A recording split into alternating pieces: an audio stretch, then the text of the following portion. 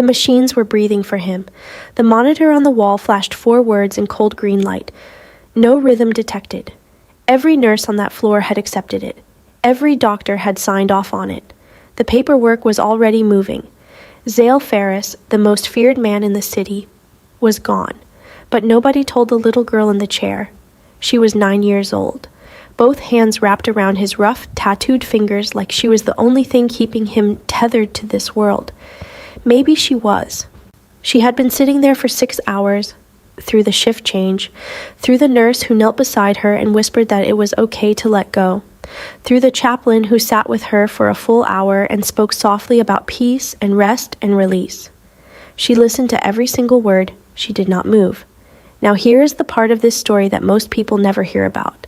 Because most people only remember the miracle, they don't remember what came before it. They don't remember the 6 hours of silence. The cold cup of juice someone left on the table beside her that she never touched. The moment a hospital orderly passed the open door, glanced in, and quietly looked away. Because some grief is too private to witness. They don't remember what it cost a child to refuse to give up on someone the whole world has already buried. And they don't remember the man who walked into that doorway. Hesso Vark, 20 years at Zale's side. I'm his most trusted lieutenant. The man who knew every route, every contact, every secret worth keeping. He stood there. He looked at the monitor. He looked at the man in the bed, and he smiled. If something just shifted in your chest when you heard that, if something in you already knows what that smile meant, then you are exactly the kind of person this story was made for. Hit that subscribe button right now. And because the people who leave this video early never find out what happened at 3:17 in the morning, and what happened at 3:17 in the morning is the reason this story exists. The little girl noticed the smile too. She had grown up in rooms where silence meant danger and smiles meant betrayal. She didn't scream. She didn't accuse him.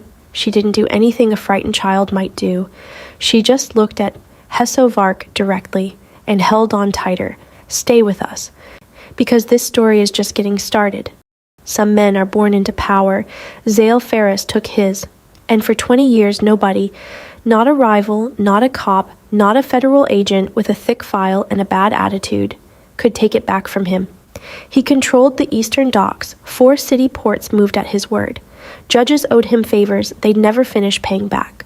Lawyers kept his name out of courtrooms. Whole neighborhoods went quiet when his car rolled through. Men who built careers out of being dangerous crossed the street when they saw him coming. Zale Ferris was not someone things happened to until the night they did. It started like any other meeting, a dockside location, cold air off the water, the kind of darkness that swallows sound. Hesso Vark, his second in command, his oldest friend, the one man alive Zale trusted without question, had set it up himself. Neutral arbitrators, Hesso said. Just men coming in to settle a territorial dispute, nothing complicated, nothing dangerous. Zale walked in without hesitation. He'd been in 100 rooms like that one. He never saw the first shot coming. 2 bullets. One caught him in the shoulder. The second grazed the side of his skull with enough force to drop him before his mind could process what was happening. He hit the ground face first. Cold concrete, salt water, the sound of footsteps walking away. Unhurried, calm. I'm already finished with him. A dock worker found him 20 minutes later. By the time the paramedics arrived, they almost didn't bother. His pulse was there, and then it wasn't. They worked on him the whole ride in. The neurosurgeon on call took one look at the scans and used a phrase nobody ever wants to hear about someone they know, incompatible with consciousness. Zale Ferris, the man who had never lost, never bled, I never been touched, was lying in a hospital's bed with machines breathing for him. And somewhere across the city, a phone rang. Hesso Vark picked it up on the first ring. He asked one question. Is it done? What he didn't know, what nobody knew yet, was that Zale had left something behind. Something that had nothing to do with the docks, or the ports, or the operation. Something small, something breathing. And something sitting in a classroom right now that was about to change the entire direction of this story. If you've ever watched someone powerful fall from something they never saw coming, drop a comment below. Because what this man left behind, what was waiting for him in that hospital room, is going to change everything you think you know about this story. Subscribe if you haven't. You need to see where this goes. There are 2 kinds of alone in this world. The kind where you're by yourself, and the kind where you're surrounded by people who have already decided you're not their problem. Niara knew both. She was 9 years old and she had already lost more than most people lose in a lifetime. Her mother, Zale's younger sister Rosa, had spent years quietly, carefully, building a life that had nothing to do with her brother's world. A small house, a husband who seemed safe, a daughter she read to every night before bed. And then the diagnosis came. 14 months. That's all Rosa got from the day the doctors told her to, the day she was gone. 14 months of fighting something that had already decided how the story ended. And Niara's father, he didn't even make it to the end of that chapter. His own debts caught up with him first. He was gone before the funeral, before the paperwork, before anyone thought to ask what would happen to the little girl left behind. A social worker made a call nobody expected to make, and Zale Ferris, the man with the judges on retainer and the loaded silences and the reputation that made grown men nervous, walked into a government office and signed guardianship papers with a hand that was not entirely steady. He brought her home, and that first night, Niara sat on the edge of the bed in the spare room and didn't cry, didn't ask questions, didn't say a single word. She just watched the door. Because she had grown up understanding something most children never have to learn so young, that the people who are supposed to protect you are also the people most capable of walking away. She wasn't sure yet which kind Zale was, and Zale stood in the hallway outside her door, a man who had faced things that would terrify most people and had absolutely no idea what to do next. He left the hallway light on. It was the best he had. For now, it was enough. To understand what Zale Ferris lost that night on the docks, you first have to understand what he built, and how long it took him to build it. He didn't inherit money, he didn't have connections, he didn't have a single person in his corner who could open a door for him or make a phone call on his behalf. What he had was a neighborhood that taught him one lesson early and never stopped repeating it. The world only respects what it fears. So he made himself something to fear. By his mid-30s, Zale controlled the eastern docks. 4 city ports moved at his word alone. Judges who had spent their careers looking untouchable had his number saved under names that weren't his. Lawyers kept his name scrubbed clean from courtrooms. Whole city blocks operated on his schedule without ever saying his name out loud. He built it brick by brick, year by year, deal by deal, and the one man he trusted to stand beside him through every single piece of it was Hesso Vark. And they had grown up in the same 3-block radius, stolen cars from the same parking lots, learned the same hard lessons from the same unforgiving streets. Hesso was smart, patient, completely unreadable, the kind of man who never raised his voice because he never needed to. Zale trusted him the way you only trust someone who has seen you at your worst and stayed anyway. That kind of trust is rare. It is also the most dangerous thing in the world to give the wrong person. What Zale didn't know, what he had no way of knowing, then was that for 8 months, the man he trusted most had been quietly, carefully, methodically dismantling everything he built. One secret at a time, and selling every single one. Here is something nobody who feared Zale Ferris would ever believe. Every morning, without fail, he made breakfast. Not because someone told him to, not because it was convenient, because a 9-year-old girl needed to eat before school. And somewhere in the process of becoming Niara's guardian, Zale had quietly decided that this was the one thing in his life he was going to get right. He burned the first batch of pancakes so badly the smoke alarm went off. Niara stood in the kitchen doorway in her pajamas, watching him wave a dish towel at the ceiling, and for the first time since she had arrived in his apartment, she almost smiled. Almost. He learned which cartoons she liked. He hired a private tutor because her reading was 6 months behind and he wasn't willing to wait for a school system to catch up. He sat through a parent-teacher conference in a room full of people half his size in a chair designed for someone else's life and listened to a teacher explain that Niara was bright but emotionally withdrawn, possibly afraid at home. Those 3 words landed somewhere in his chest and didn't move. He drove home without turning the radio on. He didn't ask Niara about it that night. He told himself there would be a better moment, a better way to bring it up. He told himself tomorrow. Then one evening he walked into his bedroom and stopped cold. On his pillow, placed there deliberately, carefully, without a single word of explanation, was a weapon he had left visible by accident. Niara had found it, and instead of panicking, instead of crying, Instead of doing anything a frightened child might do, she had put it where he would have to see it. Zale stood there in the doorway and did not move for a long time, not because he was angry, not because he was calculating his response the way he calculated everything else. He didn't move because something had just cracked open in his chest that he had no language for yet, and the feeling was spreading too fast for him to stop it. He had carried a weapon in that apartment for 20 years. He had never once thought about what it looked like from 3 feet off the ground, from the eye level of a child. He thought about the teacher's words, possibly afraid at home.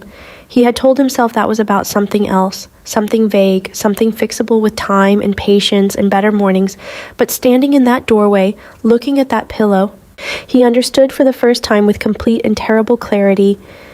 It was about exactly this. He had brought her into his world and told himself he was protecting her from it. He had been wrong.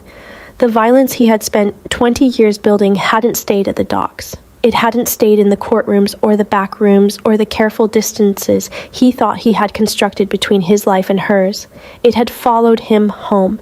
And a 9-year-old girl had been living inside it, quietly, without complaint, without accusation, and had finally found the only way she knew to show him what it felt like. No note, no confrontation, just a message he wasn't ready to receive, just a 9-year-old girl's quiet, devastating question, placed on a pillow where he couldn't look away from it. Zale didn't answer it that night. He told himself tomorrow. He almost ran out of tomorrows. If you're watching this and something about that little girl just broke your heart a little, you are not alone. Drop it in the comments right now, because what happens next to Zale, what Hesso had already been planning for 8 months without him knowing, is going to hit differently now that you know what was waiting for him at home. Don't go anywhere. There are moments in life that look ordinary from the outside. A phone call, a meeting, a drive across town at night, and then there are moments that end everything. Zale Ferris did not know, could not have known, that the night Hesso called him about the dockside meeting was both of those things at once. Hesso had framed it simply: neutral arbitrators.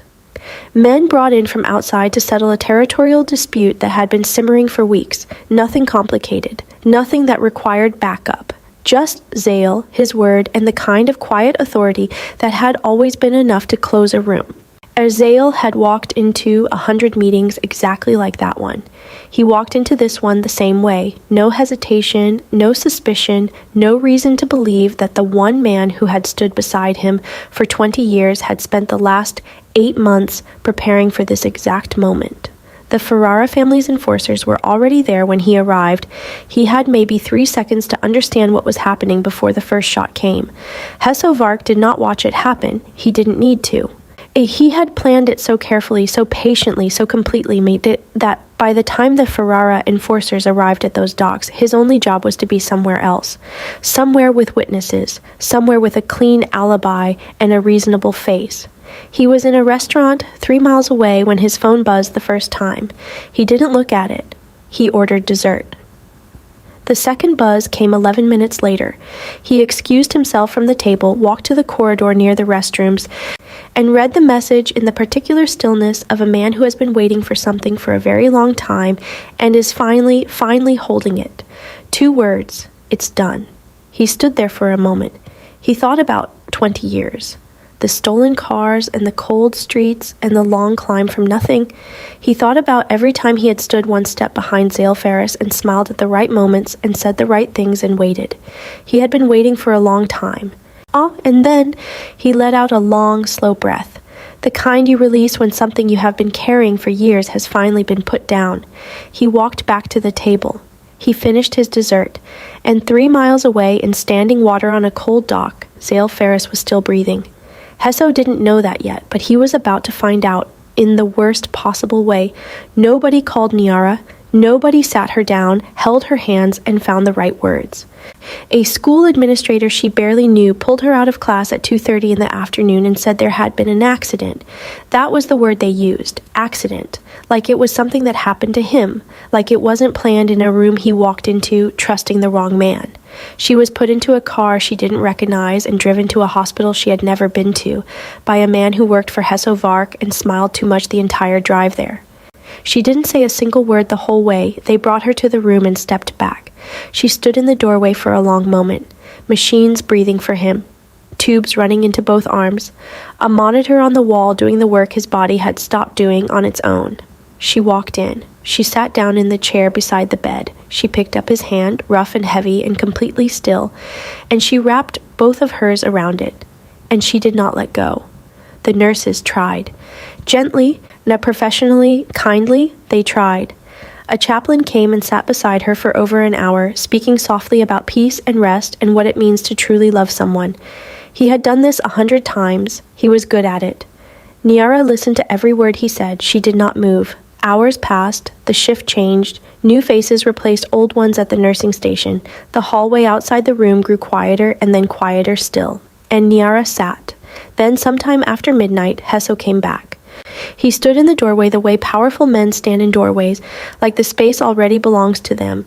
He looked at the monitor. He looked at Zale. And in the fraction of a second before he arranged his face into something more appropriate, Niara saw it, the same smile from before. Quieter this time, more controlled, but there. She turned and looked at him directly. Neither of them spoke. Then Hesso cleared his throat, told her she should get some rest. I told her there were people who would take care of her now, told her she didn't need to be afraid. Every sentence was a door he was trying to open. She didn't walk through a single one.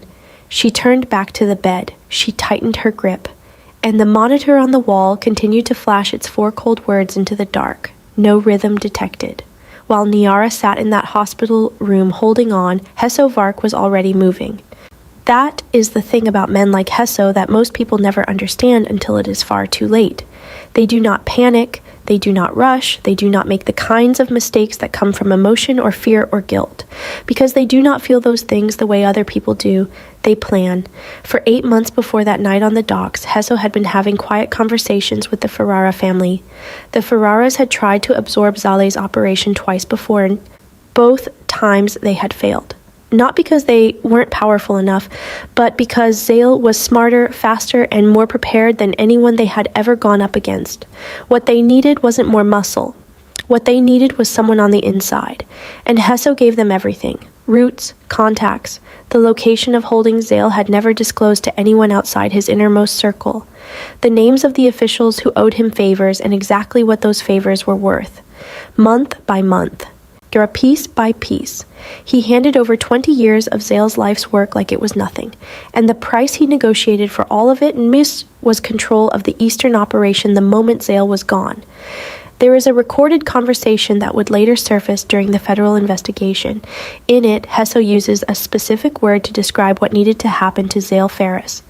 Not eliminated, not finished, removed, like Zale was a piece of furniture that had stopped fitting the room. Like 20 years of loyalty and brotherhood was an inconvenience to be quietly relocated. But there was one thing Hesso had not accounted for in any of his careful patient planning. He had not accounted for Niara. And now, I'm standing in the parking garage of that hospital, phone pressed to his ear, speaking in the low-controlled voice of a man who has already decided the outcome of something. He was working to fix that oversight. The child is still there, he said, a pause. Then we finish this tonight. She felt it at hour 14, not a twitch, not the kind of random movement that machines and exhausted muscles sometimes produce in a body that is shutting down. This was different. This was deliberate. Fingers slow and heavy and barely there, curling around hers with something that could only be described as intention. Niara went completely still. She didn't breathe. She didn't look up at the monitor. She didn't call out for anyone. She just waited. And then it happened again. She pressed the call button. The night nurse came in within seconds, checked the monitor, checked his pupils, checked the readings on every machine in that room with the careful, practiced efficiency of someone who has done this 1,000 times. She looked at Niara gently. Sweetheart, sometimes the body does things that feel meaningful but aren't. It's called a reflex. It doesn't mean... He squeezed my hand, Niara said, twice.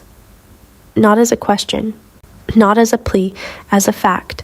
The nurse made a note in the file. She adjusted one of the monitors. She told Niara to try to rest and stepped back out into the hallway. Niara watched her go. Then she turned back to the bed, repositioned both hands around his, and settled deeper into the chair. What the nurse did not know, what nobody on that floor knew, was that one of the staff members on duty that night had been placed there by Hesso Vark. Not as a spy, not in any dramatic sense, or just someone who owed him a favor, someone who had agreed quietly and casually to pass along any significant updates about the man in room 7. Within 4 minutes of the nurse logging that note in the file, Hesso's phone vibrated in the parking garage. He read the message. He stood completely still for a moment, then he made a call. But here is what Hesso still didn't know. Zale had one secret left, one thing he had built quietly, carefully, completely off the books, and it was currently sitting inside a locked briefcase at the federal building across town. I'll tell you exactly what was in that file in just a moment, but first, if you've ever held on to someone when every voice around you said it was time to stop, hit the like button right now. You already know what that costs. Keep watching, because what happens in the next hour of this night doesn't just save one man. It dismantles an entire operation, and it starts with a woman named Ms. Reyes. Here is something that Hesso Vark never knew, something nobody in Zale's circle knew, something that had been sitting quietly in the background for 3 months, patient, invisible, and waiting for exactly the moment it was needed most. Zale Ferris had been building a way out, not just from the operation, not just from the docks and the ports and the network of favors and pressure that had taken 20 years to construct. A way out of all of it. And he had not done it alone. Her name was Ms. Reyes. She had worked as Zale's attorney for 11 years. Careful, precise, the kind of woman who said exactly what she meant and never once said more than that. She had spent 11 years doing her job in a world she quietly despised, 11 years of watching what power without conscience does to everyone it touches, the people who hold it and the people who don't. And then one afternoon, Zale had sat across from her desk and said 4 words she had never expected to hear from him. "I want to stop." She had looked at him for a long moment. Then she had opened a new file on her desk. And for 3 months, the two of them had built something together, quietly, carefully, completely off the books from everyone in Zale's world. A case file, names, dates, transactions, recordings. 11 years of documentation assembled into something that could bring down not just the Ferrara family's entire expansion strategy, but every public official who had been accepting payments and looking the other way for years. Zale had one condition. If anything happened to him, if he went silent for more than 48 hours without contact, the file went directly to a federal contact he had been cultivating in private for exactly this scenario. It was insurance, a dead man's switch. The problem, the beautiful, devastating problem, was that Zale had built it assuming he would be dead when it activated.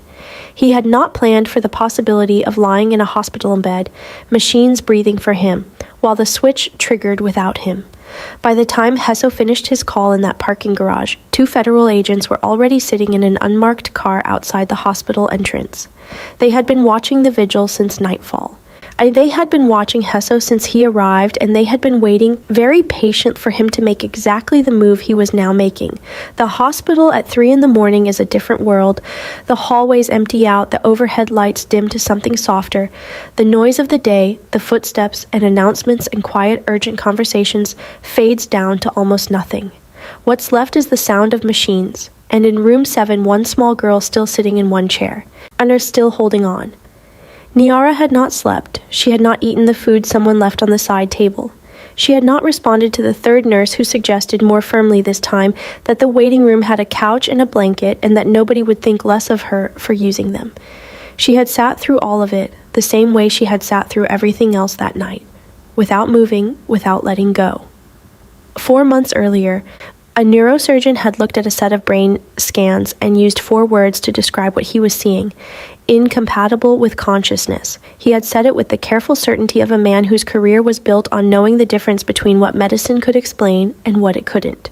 He had been certain, and then at 3:17 in the morning, a 9-year-old girl felt fingers curl around hers with something that had no clinical term, something that wasn't a reflex, wasn't a spasm, and wasn't anything the charts had prepared anyone in that hospital to document.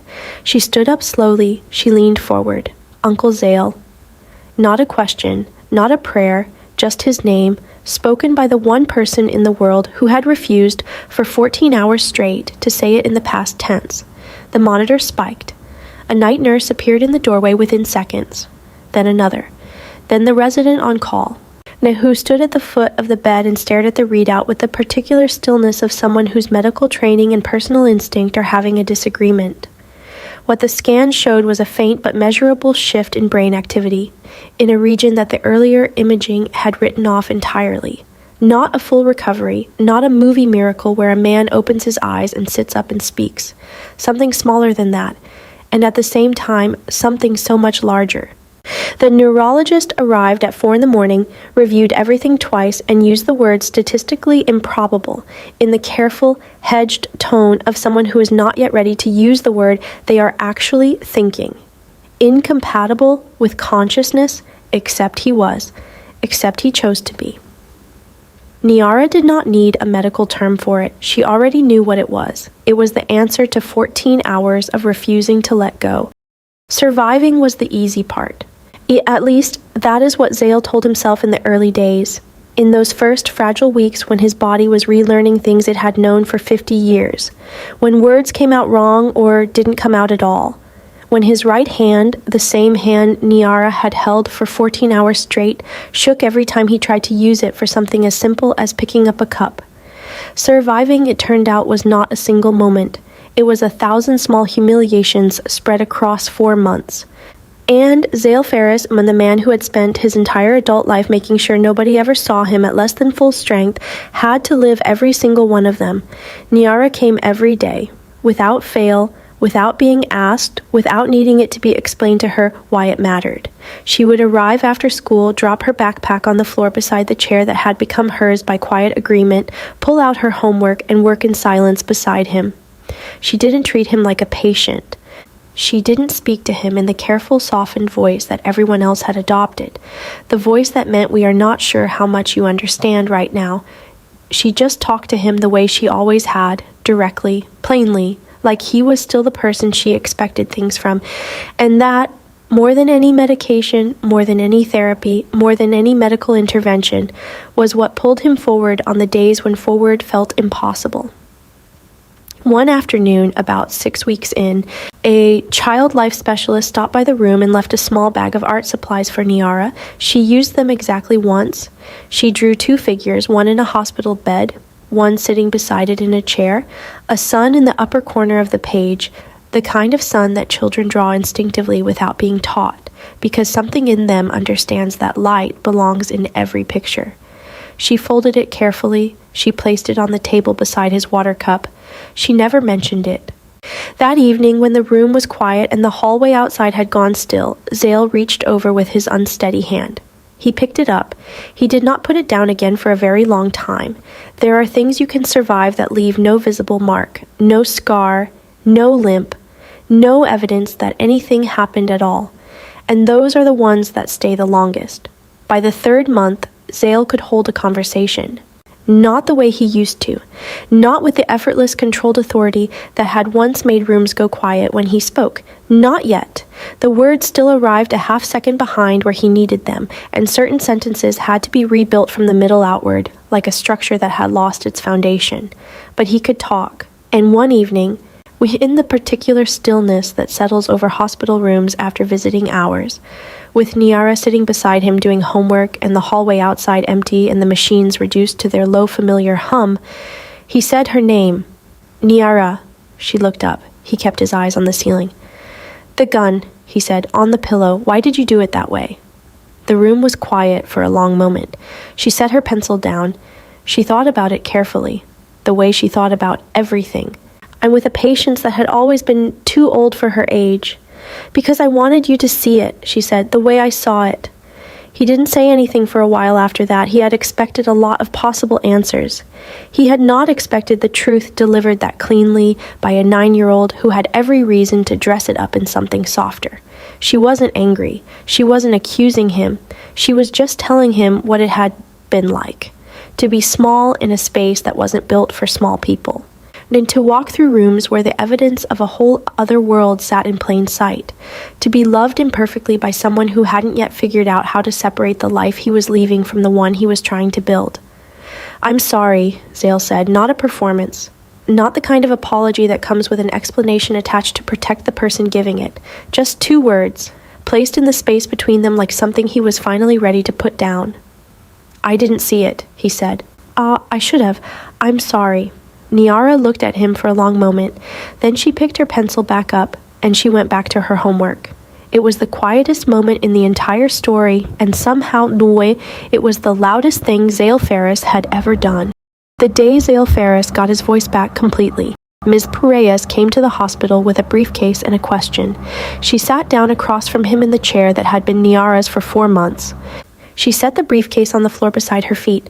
She looked at him the way she had always looked at him, directly, without softening anything, without the careful cushioning that most people used when they weren't sure how much truth a person could hold.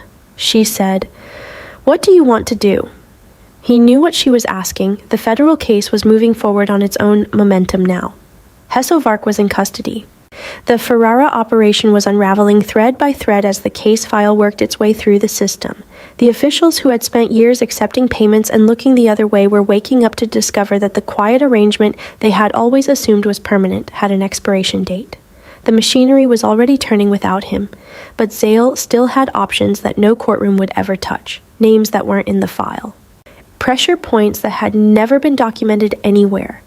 Leverage over people who had not yet felt the weight of what was coming and could be made to feel it, quietly, precisely, in ways that would never be traced back to a man recovering in a hospital. Bed. He had spent 20 years building exactly that kind of reach, and every single tool of it was still available to him.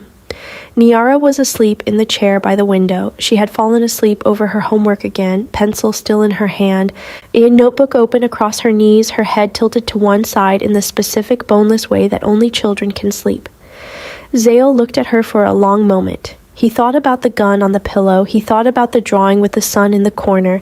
He thought about a hallway light left on for a little girl who had already learned too young that the people who are supposed to protect you are also the people most capable of walking away.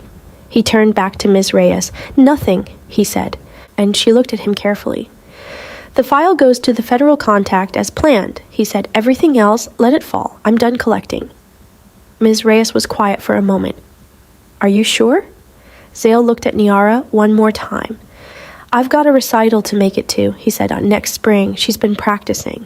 20 years of empire, surrendered in 4 words. I'm done collecting." And for the first time in longer than he could remember, the silence that followed didn't feel like a threat. It felt like the first morning of something he didn't have a name for yet.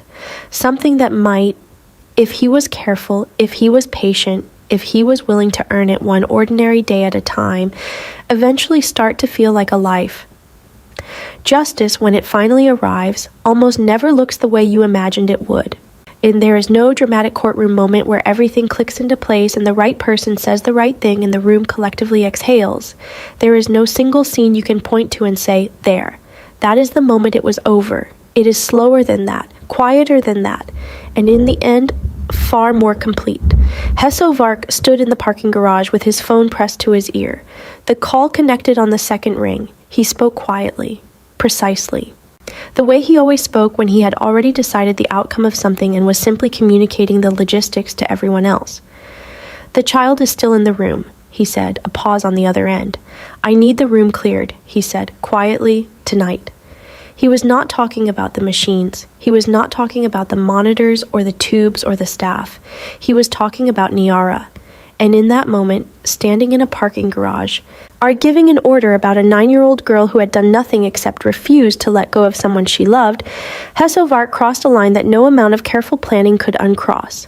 He ended the call. He stood for a moment in the silence of the garage.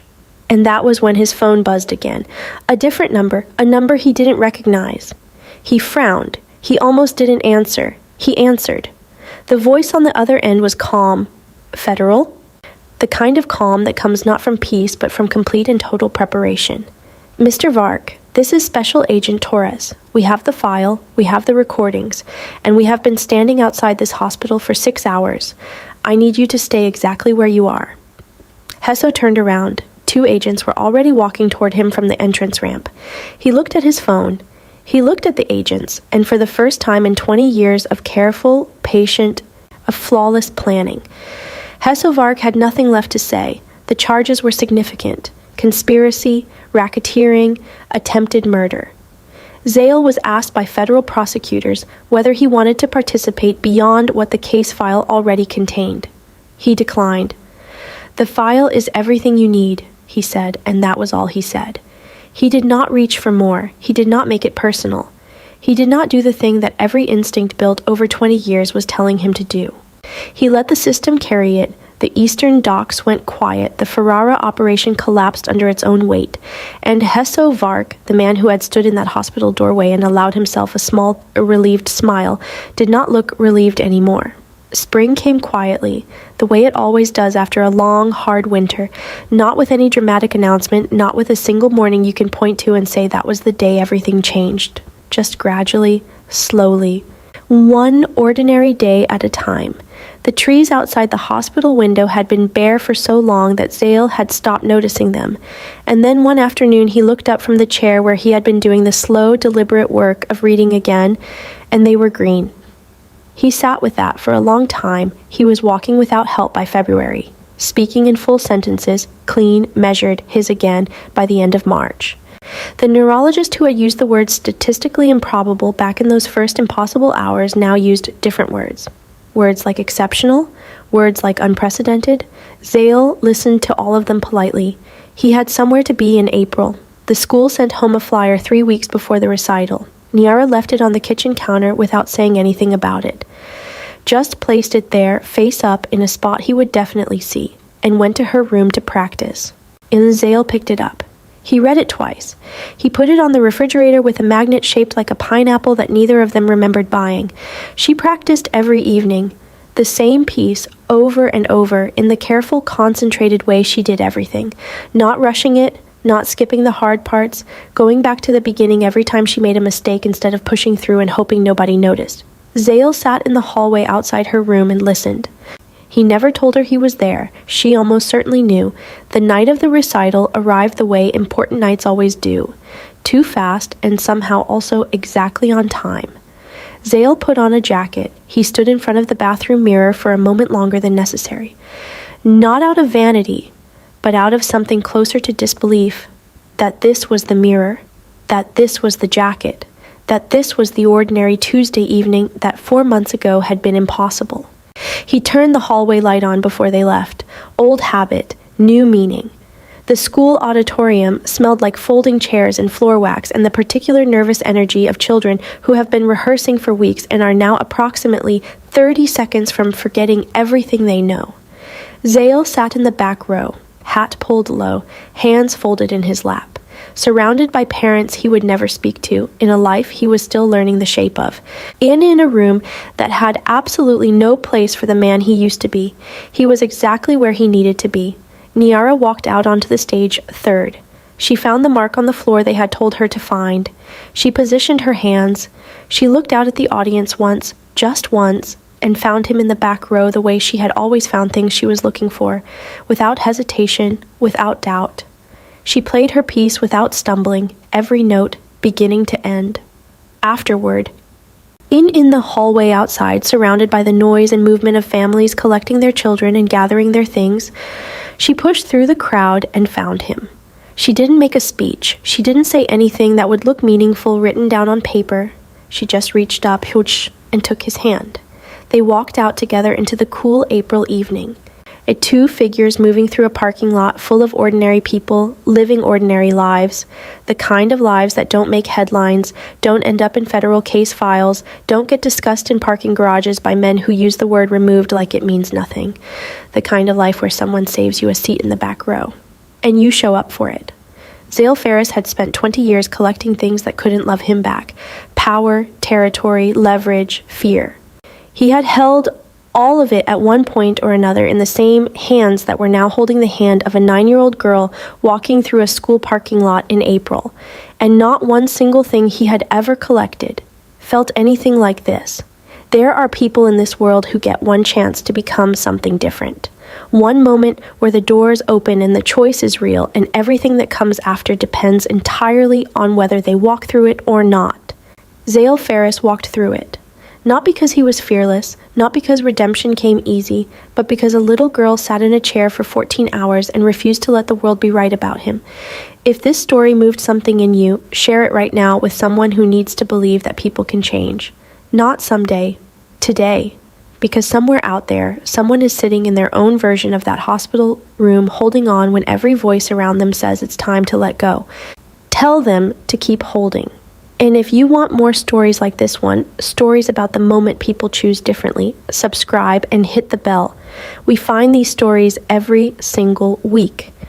Because the world has more of them than you think. Thank you for staying until the end.